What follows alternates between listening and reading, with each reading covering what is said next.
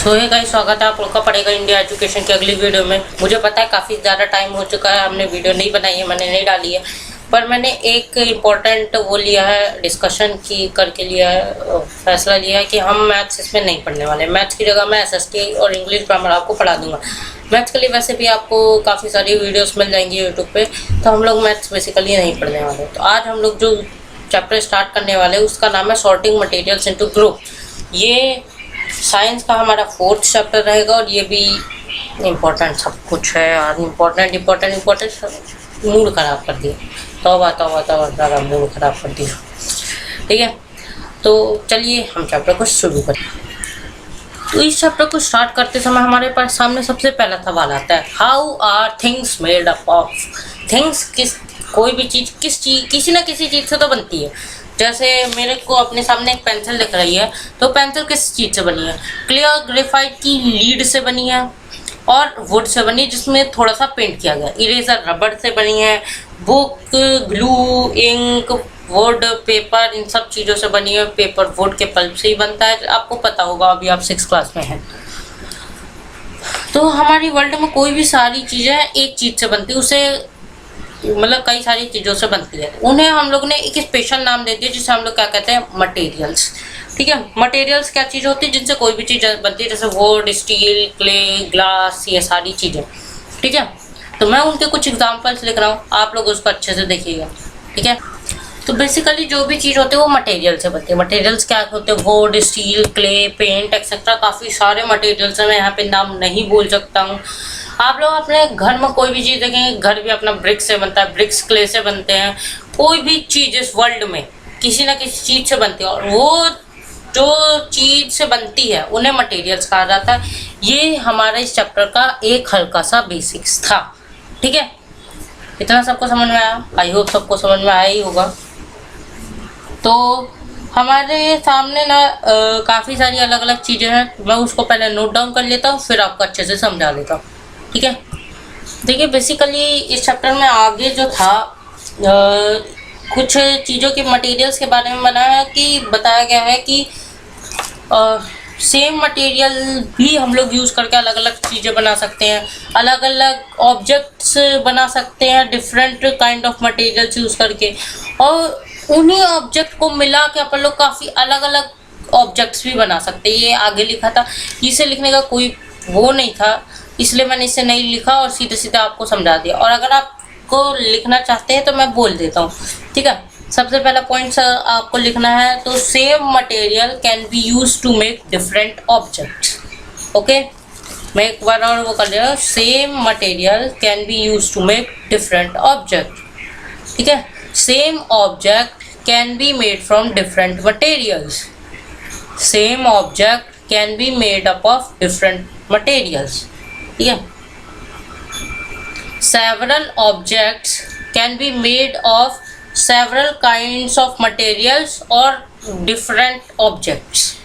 Okay, यहाँ तक सब कुछ क्लियर था। तो आगे और देखता हूँ मैं और बताऊँगा, अभी कहीं नहीं जाइएगा। देखिए हमारे आसपास काफ़ी सारी अलग अलग चीज़ें होती हैं जिनके पास अलग अलग प्रॉपर्टीज़ होती है, पर 2 प्रॉपर्टीज़ है जो उनमें सब में कॉमन है। ठीक है, 1 मिनट। ठीक है, तो वो जो 2 प्रॉपर्टीज़ हैं उनमें से एक है कि वो स्पेस ऑक्यूपाई करते हैं, मतलब वो स्पेस घेरते हैं। कोई भी चीज़ अपन लोग, जैसे मैं बुक यहीं पे रख दिया तो इसने कुछ ना कुछ स्पेस तो घेरी। उस स्पेस को क्या कहा जाता है? वॉल्यूम। मैंने वो यहाँ नहीं लिखे, फिर भी आप याद रखेगा, उसे क्या कहा जाता है? वॉल्यूम। ओके, अब उनके पास एक मास भी होता है, एक सेवरल टाइप ऑफ मास। जैसे मेरे आसपास फिर भी बुक ही दिख रही है अभी तो बुक अपन लोग उठाए तो अपने हाथ पे कुछ भारी भारी सा फील होता है, या अपन लोग कभी भी जिम जाते तो वहाँ पे डंबल उठाते तो भारी भारी फील होता है। वो भी किसी मटेरियल से बने हैं, वो भी कोई ऑब्जेक्ट ही है। मतलब कोई भी ऑब्जेक्ट या मटेरियल स्पेस ऑक्यूपाई करते हैं और उनके पास एक खुद का मास भी होता है। ठीक है, ये भी बहुत ज़्यादा इम्पोर्टेंट है। ठीक है, अब अपन लोग गो के सामने एक और इम्पोर्टेंट कॉन्सेप्ट निकल के आने वाला है, तो उसके लिए थोड़ा वेट करिए और आपको मज़ा आने वाला है। ठीक है, हमारा अगला टॉपिक है व्हाट इज मैटर। आपने देखा होगा मैंने काफ़ी सारा लिख लिया है, पर कुछ लेटर्स थोड़े फ्लक्चुएट हो गए हैं, तो वो मैं आपको अभी थोड़ी देर से दिखा दूंगा। आप क्लियरली दिख जाएंगे, और मैं PDF भी डाल दूंगा, कोई दिक्कत नहीं। ये हमारा ये जो टॉपिक है व्हाट इज़ मैटर, ये भी काफ़ी ज़्यादा इंपॉर्टेंट टॉपिक है। तो मैं आपसे कह रहा था कि मैं आपको ये लेटर से दिखा दूंगा, कोई दिक्कत नहीं है, मैं पढ़ के भी बोल दूंगा, ठीक है। जो मैटर क्या होता है, बेसिकली जो मटेरियल्स हम आसपास देखते हैं उनके पास स्पेस रहती है, उनका खुद का मास भी रहता है, वो किससे बने होते हैं, मैटर से। पर मैटर एक्चुअली होता क्या है, मैटर क्या होता है, जो भी चीज़ स्पेस ऑक्यूपाई करती है और उसका खुद का मास होता है, वो मैटर होता है। एग्जाम्पल में एवरीथिंग, मेरे पास बहुत सारे एग्जाम्पल थे। सही बताऊँ तो कोई भी चीज़ इस पूरे यूनिवर्स में मैटर से ही बनी है, को हर एक चीज़, ठीक है। तो हमारे आगे कि what is matter made up of, matter made up of के लिए थोड़ी बहुत 9th क्लास 8th क्लास आपको उछेड़नी पड़ेगी, इसलिए तैयार रहिएगा। सोएगा इस मैंने काफ़ी सारा कुछ लिख लिया है, तो अब हम लोग उसके पढ़ के उसको थोड़ा बहुत समझने वाले हैं। ओके, तो चलिए स्टार्ट करते हैं। तो सबसे पहला what is matter made up of, ठीक है। मैटर किस किस चीज़ों से बनते हैं, ये सबसे ज़्यादा इम्पोर्टेंट चीज़ होता है। तो अगर आप लोग एक आयरन लें तो और उसको तोड़ते जाए बिल्कुल इतना कि वो बहुत छोटे छोटे पीसेस में हो रहा है, तो हमें क्या मिलेगा, क्या मिलेगा, वो मैटर्स होते हैं जो बहुत नीचे। जब हमारा पूरे ये है वो क्वेश्चन जो मैंने अभी आपसे पूछा कि अगर हम लोग पूरी चीज़ों को तोड़ दे तो हमें क्या मिलने वाला है, तो आंसर इज मैटर। तो जो जॉन डाल्टन एक साइंटिस्ट थे 19th सेंचुरी। अब मैं आपको थोड़ा बहुत 19th सेंचुरी के बारे में बता देता हूँ। सेंचुरीज क्या होती हैं, कोई भी अगर 1800 से लेके 1899 तक था तो इस पार्ट को आप लोग 19th सेंचुरी बोलेंगे। मतलब जिस में चल रहा है आगे के 2 अक्षर उसमें 1 प्लस करके बोला जाता है, ठीक है। जैसे अभी 2021 चल रहा है, तो कौन सी सेंचुरी चल रही है, 21st सेंचुरी, मतलब आगे के 2 में +1 किया गया, ठीक है। तो जो ये जो जॉन डाल्टन नाम के साइंटिस्ट थे, इन्होंने 19th सेंचुरी में इस चीज़ का नाम आयरन एटम रख दिया, ठीक है। आयरन एटम बेसिकली कुछ नहीं है, यही जो आखिर में हम लोग को मिलने वाला है मैटर, इसका सबसे स्मॉलेस्ट पार्ट है। मैटर का भी सबसे स्मॉलेस्ट पार्ट जिसे एटम कहते हैं। एटम सारे उसके होते हैं गोल्ड के। 1 मिनट। तो दोस्तों यहाँ पे सिर्फ बेसिकली एक आयरन एटम ही नहीं है जिनका नाम जॉन डाल्टन ने रखा था, यहाँ पे हर एक टाइप के एटम, गोल्ड का गोल्ड एटम, कॉपर का कॉपर एटम, ठीक है। हर एक टाइप के एटम का उनको स्पेशल नाम दिया था जॉन डाल्टन ने। बहुत ही अच्छे साइंटिस्ट थे। आप 9th में उनके बारे में पूरा पढ़ने वाले हो, एक अलग से चैप्टर है, ठीक है। अब हम लोग कुछ इंपॉर्टेंट जानकारी ले लेते कि एक जो हमारे 1 mm लाइन में कम से कम 40 लाख आयरन के एटम होते हैं। 40 lakh, this is such a huge amount, ठीक है।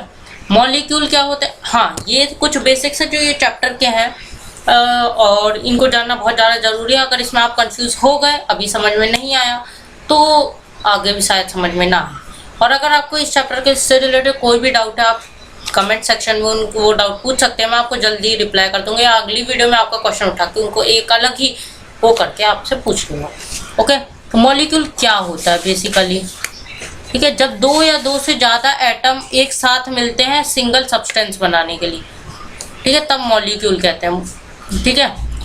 2 या 2 से ज़्यादा एटम, जैसे मैंने एक साइड H ले लिया, H हाइड्रोजन का है, ठीक है, ये H है, ये H है, ठीक है, ये 2 एटम और तीसरा O, और इनके साथ इनको मर्ज कर दिया तो क्या बना, H2O, जो क्या किसका फॉर्मूला होता है, पानी का। ये फॉर्मूला भी आपको कोई रटने की जरूरत नहीं है, कुछ याद नहीं करना, आपको अभी कुछ नहीं आने वाला, ठीक है। एलिमेंट्स क्या होते हैं, एटम्स का दूसरा नाम, ये क्या बना दिया मैंने गोली की जगह, एटम्स के दूसरे नाम को एलिमेंट्स बोला जाता है, ठीक है। एटम्स को ही एलिमेंट बोला। कंपाउंड क्या होते हैं, क्लस्टर ऑफ मॉलिक्यूल्स, मतलब जब बहुत सारे मॉलिक्यूल्स, जैसे H2O की मॉलिक्यूल्स बहुत ज़्यादा एक ही जगह पे आ जाते हैं, तब उसे कंपाउंड बोला जाता है, ठीक है। अब एक डिफरेंस है मॉलिक्यूल और कंपाउंड में, आपको हर एक बुक में देखने को मिलेगा मॉलिक्यूल और कंपाउंड की डेफिनेशन दोनों की एक ही दी गई है, ठीक है, पर इसमें बहुत डिफरेंस है। जो कंपाउंड और मॉलिक्यूल की रियल डेफिनेशन मैंने दी है, ये मेरे हिसाब से कस्टमाइज्ड डेफिनेशन है, ताकि आप लोग को आसानी से समझ में आ जाए, ठीक है। अब अपने वर्ल्ड में 118 एलिमेंट्स होते हैं, ठीक है। उनमें से 92 अपन लोग को नेचुरली मिल जाते हैं, बाकी अपन लोग बनाते हैं, ठीक है। अपन लोग इतने सारे के तो नाम रखना याद रखना मुश्किल है, तो अपन लोग इसे अल्फ़ाबेट से डिनोट करते हैं। जैसे क्लोरीन को Cl से, सोडियम को Na से, आयरन को Fe से। तो इस तरीके से हमें याद रखने में ना बहुत ज़्यादा आसानी होती है। और अब कुछ मैं आपको बेसिक नॉलेज देता हूँ। ये लिखने में ज़्यादा इंपॉर्टेंट नहीं थी, पर मैं सोचा कि बोल के ही आपको बता दिया जाए। तो ये बेसिक्स क्या है कि इतने सारे 118 है और किसी का भी नाम सेम नहीं है, सबका नाम अलग अलग है। मतलब ये अपन लोग पहचान सकते हैं कि कोई भी चीज़, चाहे मतलब अपन लोग अल्फ़ाबेट से हज़ारों नाम रख सकते हैं किसी भी एटम के। और अब एक सबसे ज़्यादा इम्पोर्टेंट चीज़ कि अब एक सबके मन में सवाल आता होगा बचपन में कि सॉल्ट का स्वाद सॉल्टी क्यों है, स्वीट का मतलब चीनी का स्वाद मीठा क्यों है। अब इस सवाल का जवाब है कि इन्हीं एटम्स के कारण वो लोग अलग अलग चीज़ों से बनते हैं। सॉल्ट NaCl से बनता है, शुगर के मोलासेस होते हैं, वो अभी इतने इम्पोर्टेंट नहीं है आप लोग के लिए, ना बड़े बच्चों के लिए भी इतने इम्पोर्टेंट नहीं है, ठीक है। सॉल्ट के इम्पोर्टेंट है इसलिए सॉल्ट का बता दें। सॉल्ट सोडियम और क्लोरीन से बनता है, और शुगर केन के मोलासेस से बनते हैं। और ये इनके बनने के तरीके में ही छुपा है कि ये सॉल्ट सॉल्टी और शुगर स्वीट क्यों है, ठीक है। तो क्या अब आप देख सकते हैं कि जो 2 हाइड्रोजन 1 ऑक्सीजन, ये दोनों गैस हैं, फिर भी और ये दोनों क्या करती हैं, पानी जो आग है, आग को बढ़ावा देती है, मतलब आग को जलने में मदद करती है। और वहीं जब ये लोग एक साथ आ जाते हैं, वाटर बनता है, वो तो पानी को बुझाता है और वो लिक्विड है। इसका मतलब ये है कि कोई भी जब नई चीज़ बनती है तो उसकी जो प्रॉपर्टी है वो पुरानी चीज़ों से अलग हो जाती है। अगर आप सोडियम को खा के देखेंगे तो सोडियम, मैंने आज तक खा के तो नहीं देखा, मुझे पता नहीं स्वाद, पर अगर और क्लोरीन को भी आज तक मैंने पी के नहीं देखा, मेरे को उसका भी नहीं पता। तो जो सोडियम क्लोराइड है वो रोज के खाने में इस्तेमाल होता है नमक की तरह, तो वो खा के देखा, वो सॉल्टी है थोड़ा, ठीक है। तो अब आप पता लगा सकते हैं कि इन दोनों से वो कितना अलग हो सकता है, ठीक है। और यहाँ पे आज का हमारा सेशन समाप्त होता है। तो आज के लिए बस इतना ही। हम लोग आगे के चैप्टर्स में देखेंगे, मतलब आगे ये जो बचा हुआ है उसमें हम लोग क्लासिफिकेशन के बारे में पढ़ने वाले हैं, प्रॉपर्टीज ऑफ मटेरियल्स के बारे में पढ़ेंगे, और कुछ और चीज़ें हैं इंपॉर्टेंट जो हमें पढ़ना है। उसके बाद हम लोग का ये चैप्टर खत्म हो जाएगा। आपको कोई भी डाउट हो तो कमेंट सेक्शन में हमें जरूर बता दीजिएगा। आज के लिए बस इतना ही, बाय बाय। अरे रुको, कहाँ जा रहे हो, अभी वीडियो बाकी है। अभी आप लोग ने एक चीज़ तो करना ही भूल गए, चैनल को सब्सक्राइब, लाइक और वीडियो को शेयर जरूर कीजिएगा। आज के लिए बस इतना ही, बाय बाय। फिर से बाय बाय।